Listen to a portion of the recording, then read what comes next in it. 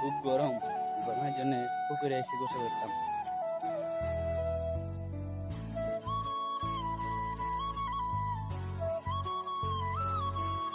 যে আমরা গাদা টানছি এখন।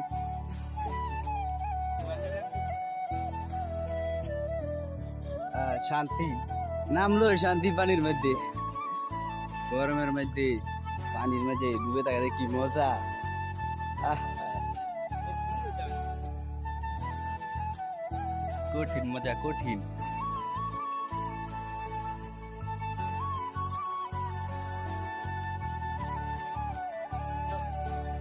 ভিডিওটা শেষ পর্যন্ত দেখে যাবেন।